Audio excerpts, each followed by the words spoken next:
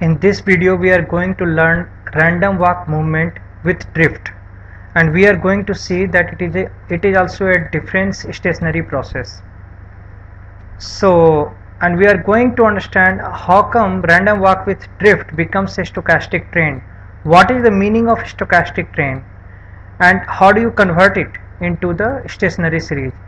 Also just understand that there are 2-3 more tutorials kept on things like stochastic process, stationary stochastic process, random walk movements, so some of the things I'll not be going too detailed, because if someone has done those videos he will find it boring because same things will get repeated. So I'll be going little fast in some of the things here. So random walk model with drift, what is the equation? The equation goes like yt equal to yt minus 1, so this is the last term, plus this is the drift term delta, and then the error term. Error term is supposed to follow normal distribution with mean 0 and whatever variance, and delta is the drift term. So just take a look, I'll just keep it the basic.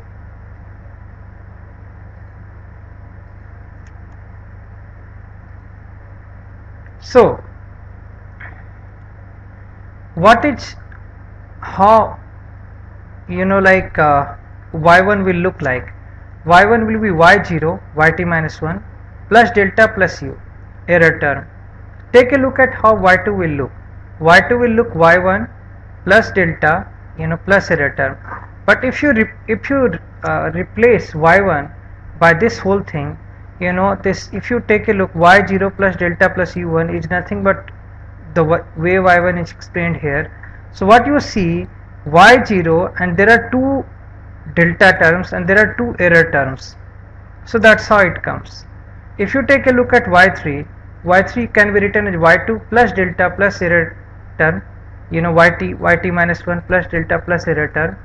And if you replace y2 by this whole thing, what you are seeing, what you need to understand, y2 will consist 2 delta term and 2 error term. So in here there is 1 delta and 1 error term. So in short, y3 will have 3 delta term and 3 error terms. The 3 delta term is the term that gives a very much a trained kind of thing. If there are t terms, it will be t into delta, and these are the t error terms that are coming, and that is making it quite volatile. If you take a look at the mean here, the mean will also be showing a clear cut trend. The reason being, these terms are 0, but this is clear cut. If the tth term will have mean of y0 plus t delta, and the variance is also like not stationary. So let's take a look at this thing in Excel, that how does it appear. To understand it better, what you need to understand, that I have generated random normal distribution number very much the same way like which I had done earlier, going into data and then data analysis. I just need to enable that plugin, and then generated that random number. The plugin you invoke, like just you go to the add-in, then you click on go, and these 2 things you need to have. So, and then you get data analysis and then random number generation, and you can see this is how I have generated random number, normally distribution random numbers. So now here take a look at the equation. The equation has 3 components. The first part, the C2 is the fixed, C2 is the starting point, and then this is the error term, and then C3 is the drift. Now let's take a look at this particular term. This particular term is linked with y2 is linked with y1. If you take a look, b6 is nothing but y1, and this is the root. Y1 is the root in the sense that how much is the impact of the last term on the next term. So 1 we are taking, so it's 100% impact is coming, plus normal distribution, and plus that the drift, right? And we continue doing this, right? We continue doing this, how C3 is linked with C2, y3 is linked with y2, plus error and plus the drift term. Now you take I generated 99 numbers, then I summed it up, then I calculated average, and then I took the variance also, and this I have kept on doing, and I did the calculated the covariance, whereas essentially I am calculating covariance between F and B series. So essentially the series are separated by 4 lag, 1 2 3 4 lag, right? What you can see clearly, the average is no way close to like something like without train. It is clear cut moving. Variance and covariance in the same way. So the point that I am trying to say, in a random walk with drift, it's non-stationary. And how do you convert into stationary? Very simple. You go here, this like differentiated series I have written.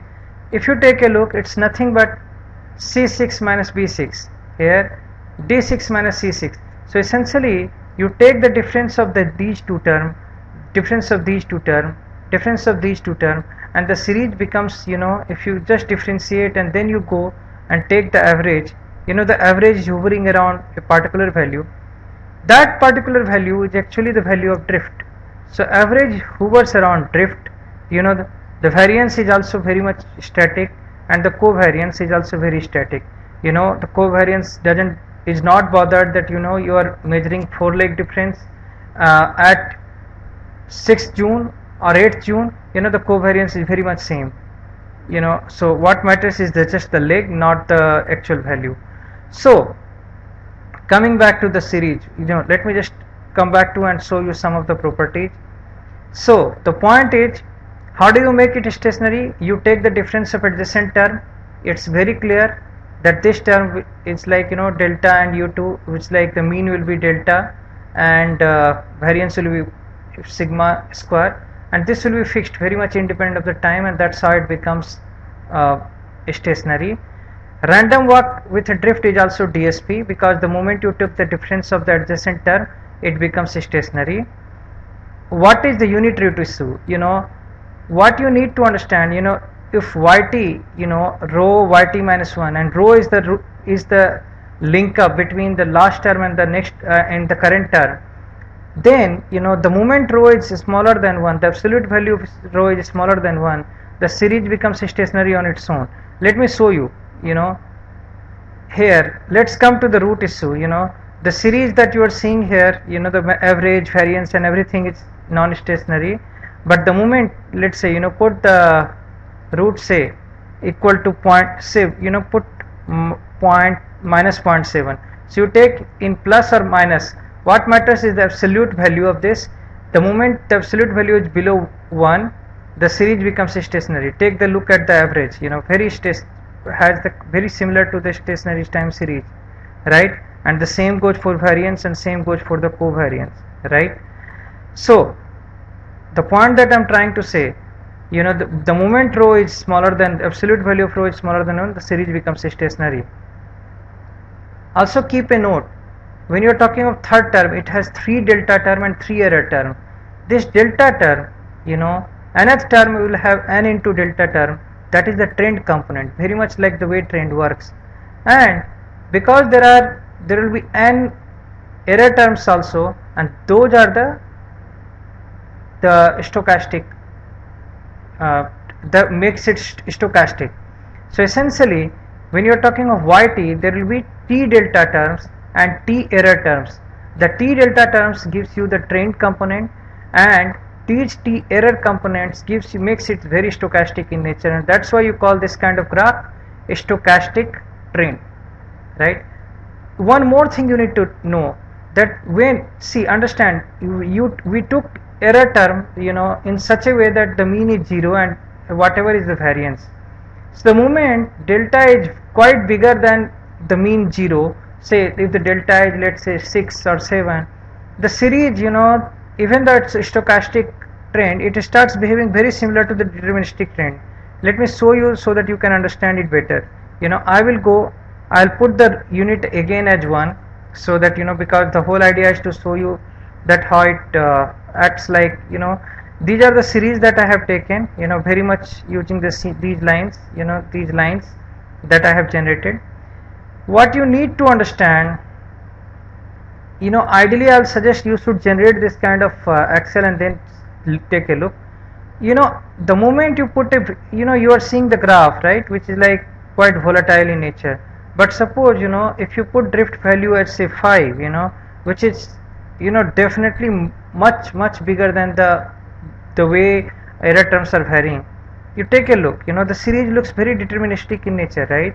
So, what you need to understand, that the bigger the drift, the bigger will be the impact, more it will be similar to the deterministic trend.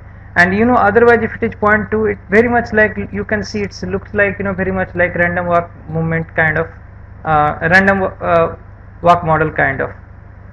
So that's it for this particular video.